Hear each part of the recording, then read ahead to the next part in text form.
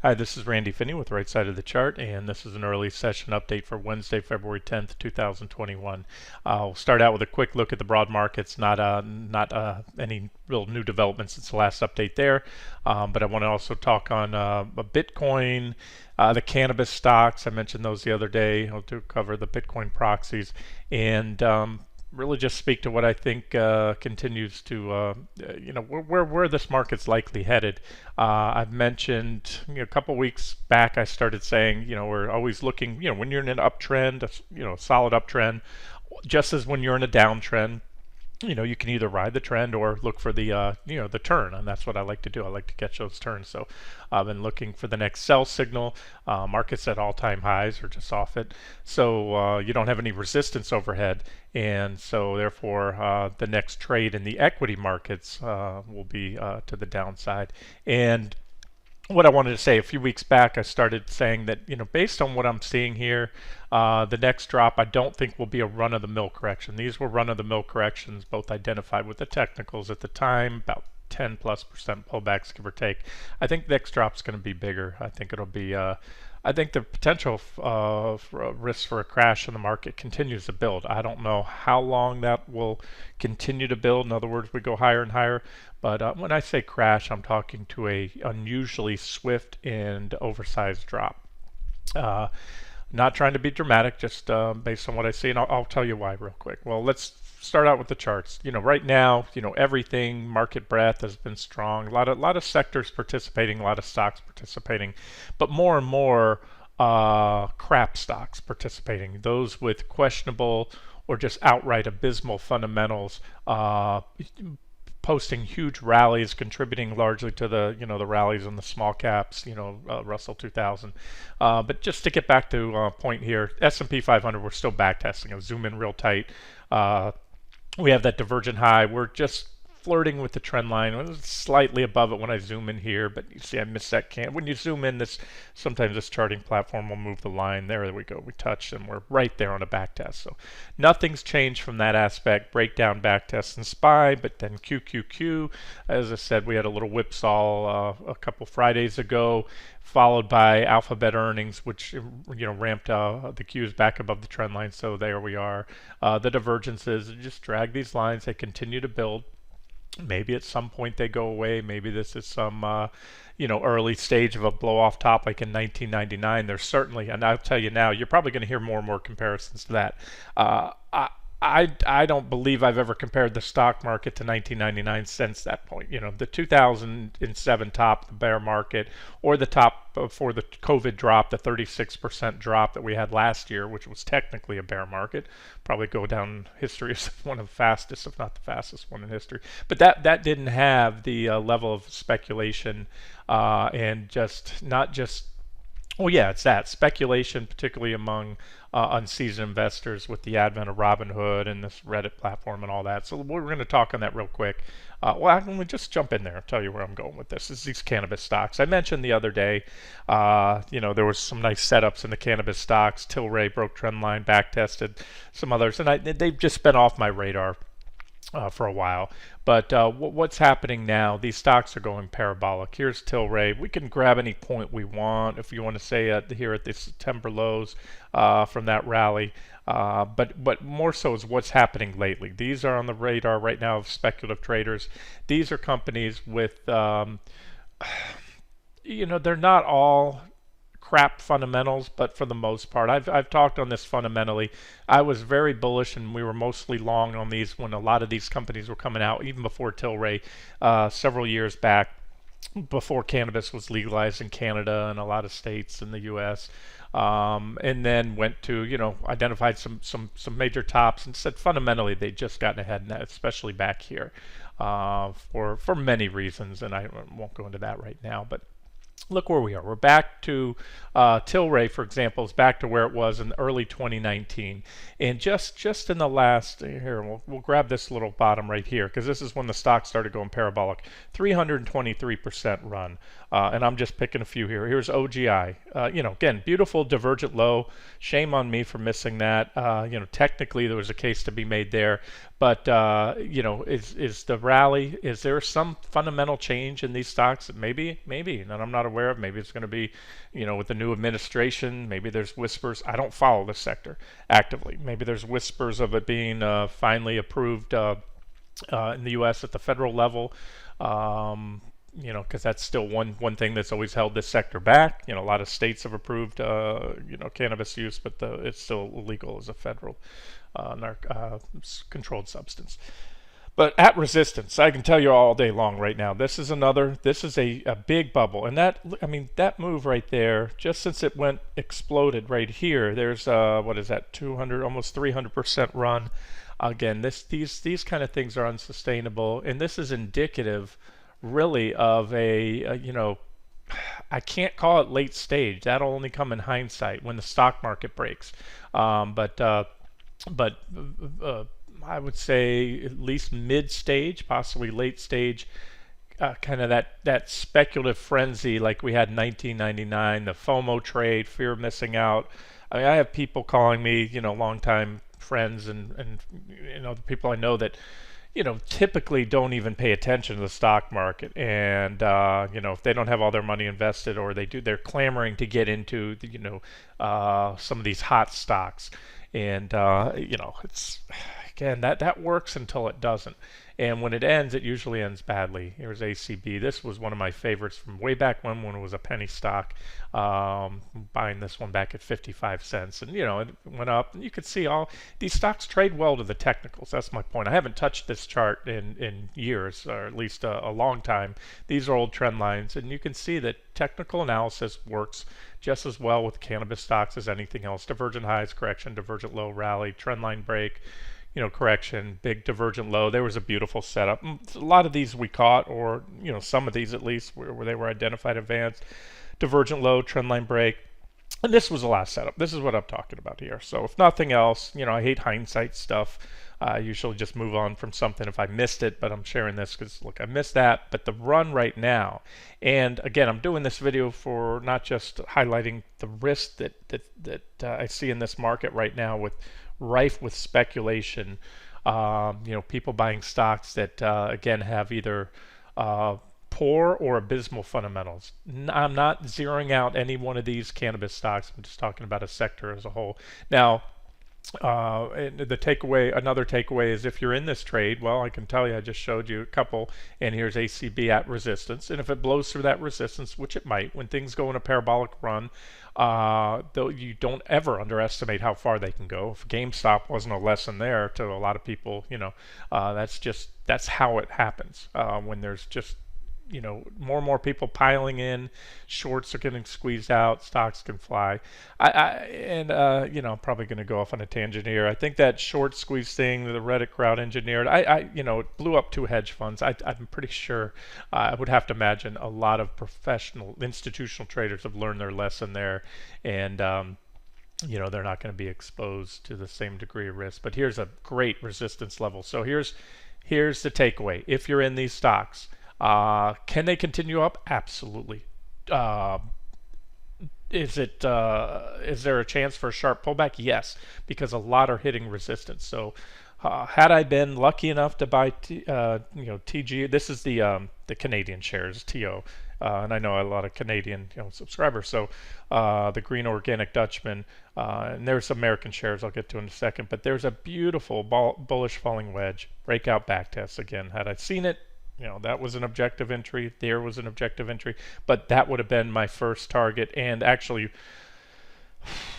well, again, if there's something going on in the fundamental landscape that I'm not aware of, something very bullish for the cannabis stocks, yeah, it might have more. That might be a longer-term bottom, but at the very least, I think the odds for reaction are very good. Time to take profits there. Let's see if I can get you the other share class. So we'll just go a few more. Here's MJ, the cannabis ETF, going parabolic again for. Again, I might be missing something. I'm sure you guys will fill me in on the comment section below. Please do. But at some powerful fundamental catalyst, if that's the case, because MJ, Again, an ETF holds cannabis stocks. This was first to market up 246% since just back here late last year. All right, so here you can see the moves, and I use log charts, so don't underestimate just how big those moves are in percentage gains. There's 300% run. Let me get to a few more. I told you it would. There's Chronos. There it is. There's the U.S. shares that trade on the U.S. exchange. TGODF. Again, these stocks just rocketing. All right, so I'll stop there. And again, some had better charts than others, but it doesn't matter. They're just buying anything with a ticker now. So, all right, so that's my common theme. I just want to say that nothing's changed. I think the risk reward or the risk for a sudden and sharp drop in the markets is very high. It is rife with speculation. Let's talk on a couple others and then we'll wrap this video up. Bitcoin, GBTC. This is Bitcoin Trust. If you don't want to open an account at one of those crypto exchanges, whatever, I'm just not familiar with them. I don't trust my money there. Again, it's not that. I've traded Bitcoin, as you guys know, over the years, long and short. I have no problem trading it. I usually trade the futures, BRR, or this, or my proxies like Riot and Overstock. But this is GBTC. This is Bitcoin Trust. It's similar to an ETF. That's the closest analogy that tracks the price of Bitcoin. Negative divergence for the first time in a while. It's not confirmed, but if we turn down here, it will be. There was the last divergent high. That divergent high resulted in a drop of, again, it doesn't look like much here, but that was a 30% drop. I'm sure that was a close to 30% drop. And these divergent lows lead to rallies. There was a divergent high. So Bitcoin tends to move big when it moves. This is the first divergent high I've had since that 30% drop back there. It is not confirmed. What I mean by that is the PPO needs to make a bearish crossover, and it will if we go down much more. So that's how it looks on the daily chart. There's a little uptrend line you can watch. It might do the trick. You could zero down on a 60-minute time frame to sharpen your pencil there, or clean that trend line up. There it is. That would be your trend line. And let me show you Bitcoin, another chart here. Okay, here's how it looks on, this is stock charts, just a different charting platform, and you can see same thing. We have the negative divergence right here on the RSI, potential divergence on the PPO. Need to see that PPO make a turn down and make a bearish crossover. So we could keep going higher. And if we do, that divergence, at least not anytime soon, will not be burned out. It'll only be extended. What I mean by extended, just the lines move out. They move up a little bit, but you'd still have negative divergence. And then you have a more significant uptrend line if and when that breaks. And let me show you one more for you Bitcoin futures traders. BRR is the symbol there. I've got a chart here. This is a 60-minute chart. And there's uptrend line you want to watch. Most recently, we put in positive divergence, a divergent low right here. We had this divergence down below building on the indicators. Put in positive divergence, broke out, back tested. And before that, it was a divergent high. So same stuff. Watch, rinse, repeat. Divergent high, trend line break, moved lower. We went in a downtrend. That was a decent correction from top to bottom. Bitcoin fell, my measuring tool, if I can make that percentage number out, about 30-something% right there. Okay, so that's where we're at right now. No divergence on the 60-minute chart at this point in time. But again, let me say this, you don't have to have divergence for a top or a bottom, and nor does divergence guarantee a top or bottom. But it does, certainly helps. But again, I painted the bigger picture on the daily chart. And now one more, let's just segue into a couple of Bitcoin proxies. So I've always in the past talked about several, but two of the biggest ones, Overstock and Riot. Overstock right here back in late August, I mentioned is a short setup with a break below this bearish rising wedge pattern. I think it was the day after we got the sell signal breakdown on August 25th. That was good for a 55% drop in Overstock. So these are big moves. We put in a divergent low recently, reversed just shy of that 42.41 target, and now we have this uptrend line to watch there.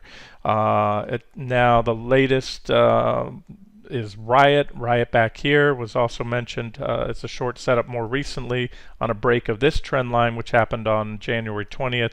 Not as big of a drop, and reversed just shy of my 1553 target, but a drop about 28%. However, this may not be over. We have, sometimes you break down and that's it. There's a price channel. We broke down. We had a kickback rally to come in and make a perfect back test. I have not modified that trend line, I don't believe, since I put the setup here. We back tested it yesterday. When we back tested the uptrend line right here, we also put in, which we didn't have before, a divergent high. Now that sets the stage for an even bigger drop. So therefore, it opens the door to this and possibly this target down here. Again, that's going to take a big move down in Bitcoin, most likely to see that happen.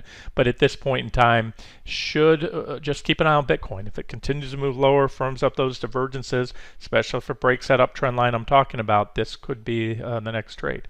I know a lot of people are crazy bullish on this stock right now and on cryptos in general, and that just brings me to the last trade update here, trade idea.